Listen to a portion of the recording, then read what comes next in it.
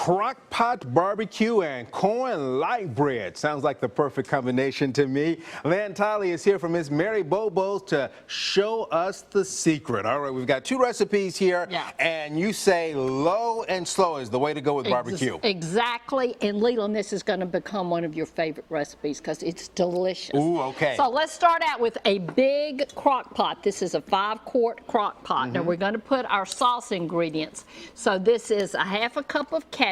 Okay. We're going to put in a half a cup of brown sugar, half a cup of apple cider vinegar, and one of the secret ingredients is liquid smoke. So you need about a fourth a cup of liquid smoke. I'm going to put that in there.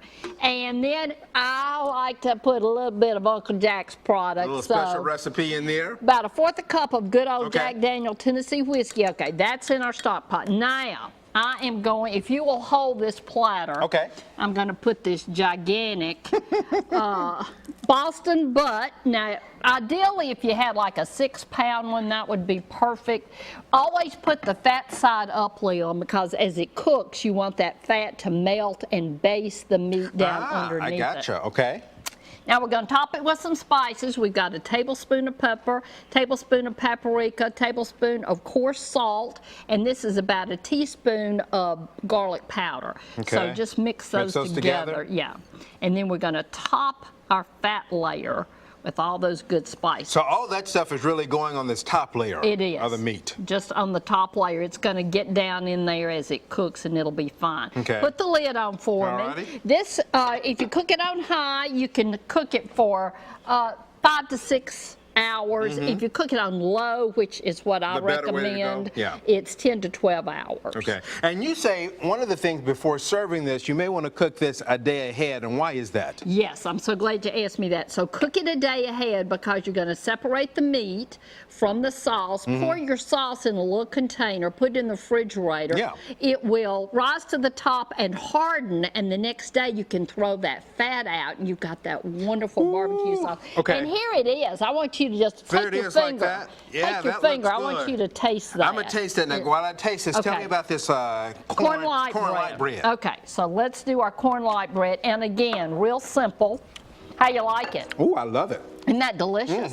So corn light bread, this is a great cornbread. It's got a little sugar in it. It's really a Middle Tennessee thing. I haven't seen it anywhere else, not even in Memphis. It holds up to good, tangy, savory, smoky barbecue.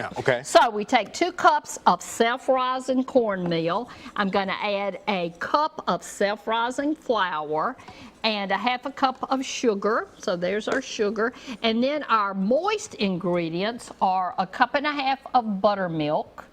And I greased a loaf pan. So we've got a loaf pan we're going to put it in. Cup and a half of buttermilk. Here is a beaten egg and then a half a cup of vegetable oil. We're going to stir that together. And you want your batter to be sort of pourable, thin and pourable. And if it isn't, you know, sort of on the thin side, put in a little water.